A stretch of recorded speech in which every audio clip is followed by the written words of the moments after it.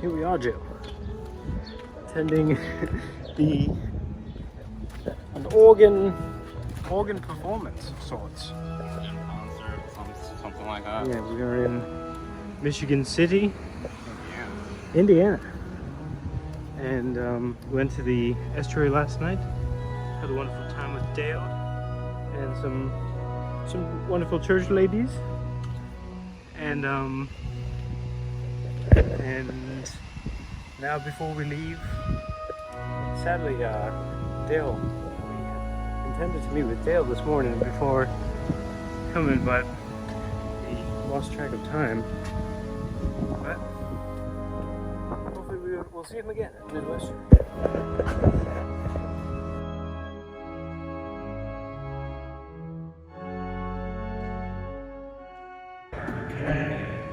And Austin started building organs around 1900, and the company still exists today.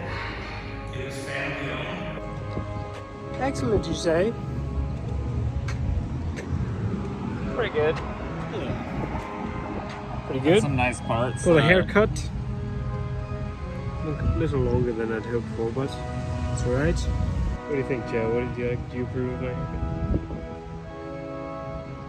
It's alright. Alright, okay.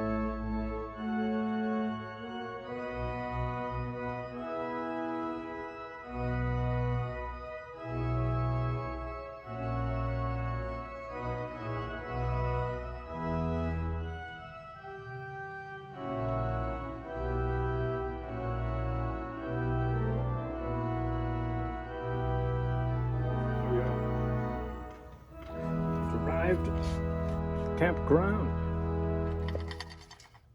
We're currently Chano Lakes. Chano Lakes campground for the evening. Hogging the ground. It's hugging the ground. Here we have one of nature's finest creatures eating dirt. Look at this dude.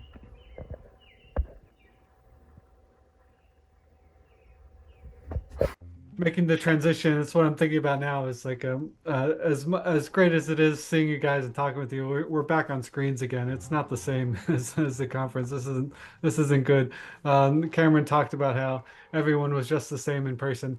I really picked up on how uncannily different people were just in 3 dimensions and huggable. I can't hug you right now. Cormac, you are a really good hugger. Oh, thank you. Getting back into the grind of things, I've been reeling all week, trying to be productive again. It's hard, and then how to build on the relationships that were formed from people I first met, and it's something I'm working on, and I'm wondering what your guys' insight is into that.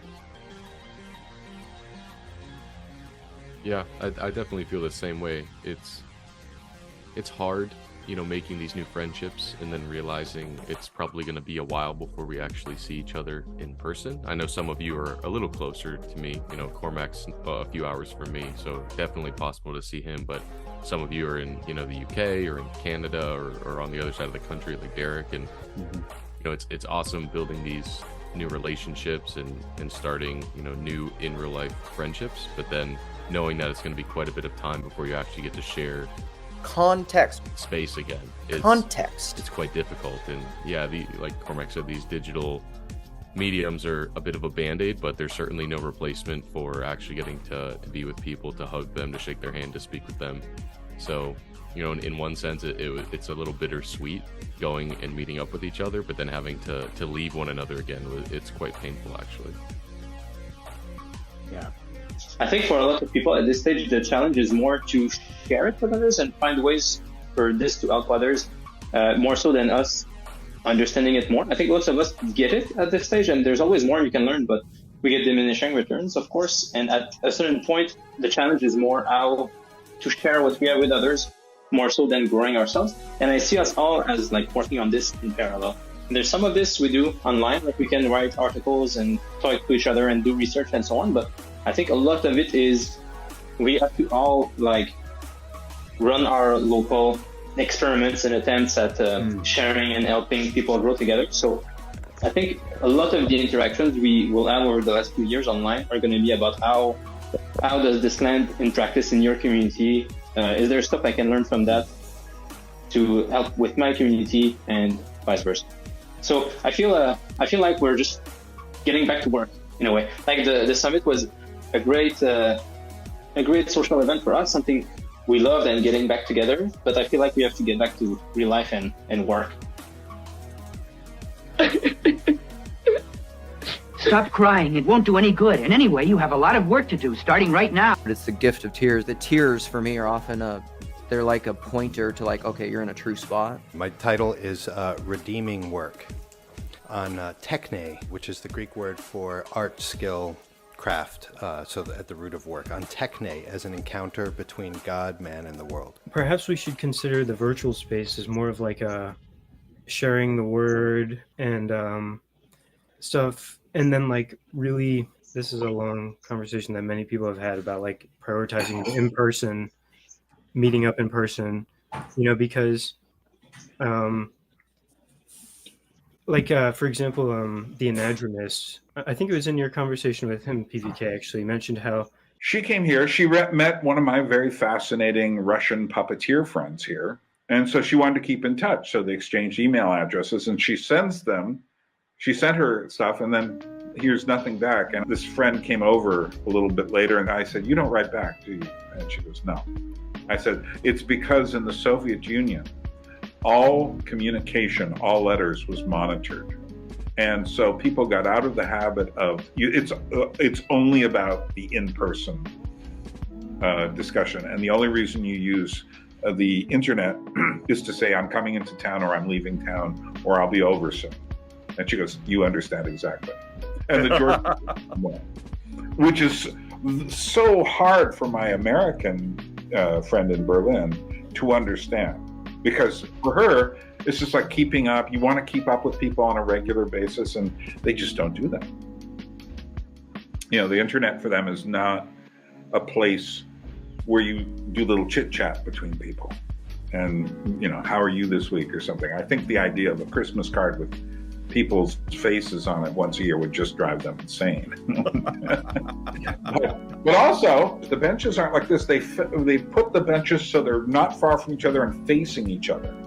And then the teenagers here, who all have phones, they talk into the night while they're smoking, because so many Georgian teenagers smoke.